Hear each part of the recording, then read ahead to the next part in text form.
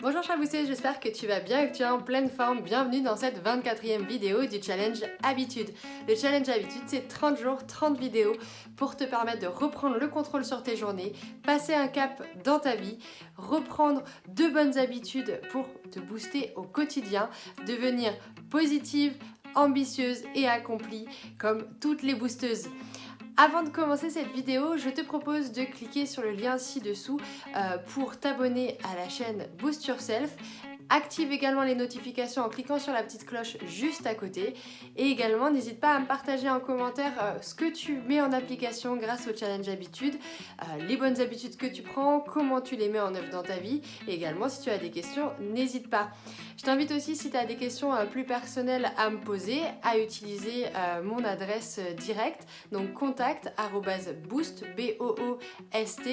yourself, yourself.fr pour que tu puisses me poser des questions et je te répondrai en privé. Aujourd'hui, on va parler de la lecture, de comment c'est une habitude puissante en fait. Alors la lecture, tu vas me dire, bon Marion, c'est pas une super habitude ça, enfin bon, c'est un peu rébarbatif, déjà j'ai pas le temps, toutes les boosteuses elles n'ont pas le temps de se mettre forcément à la lecture. Alors oui, mais non.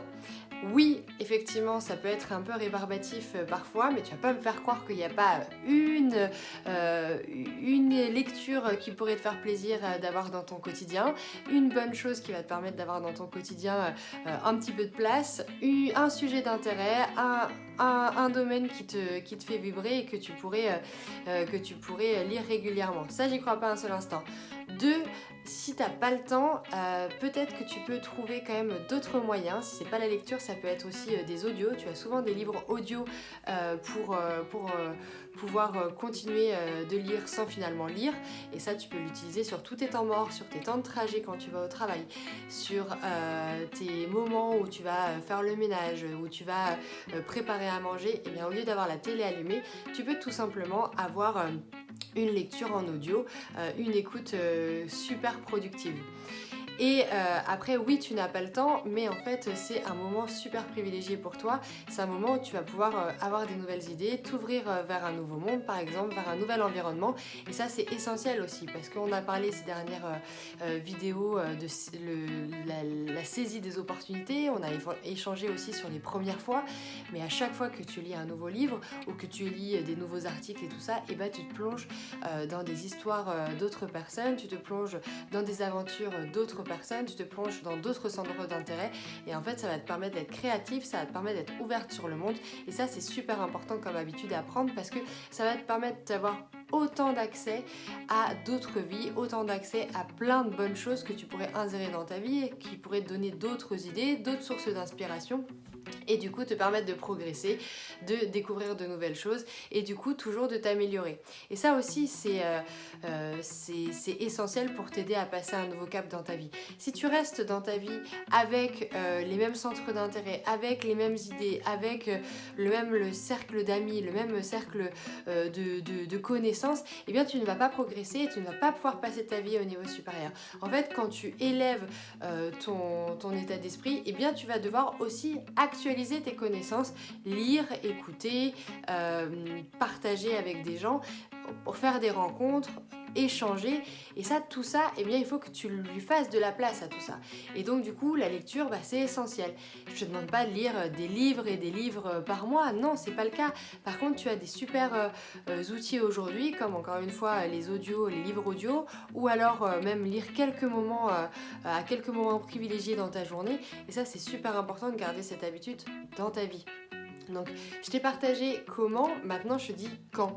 Quand, eh bien ça peut être le matin si tu prends un petit déjeuner, ça peut être le soir avant de te coucher, tu lis quelques pages et généralement tu trouves le sommeil.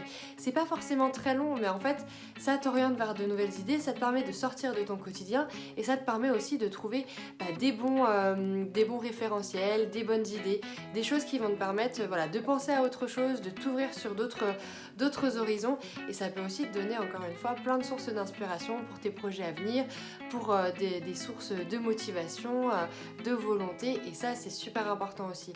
Moi en ce moment je lis plusieurs livres en parallèle. Il y a des fois où je suis plus motivée par un bouquin d'entrepreneuriat, il y a d'autres fois où j'ai juste envie d'avoir une belle histoire trépidante qui m'embarque dans des contrées lointaines.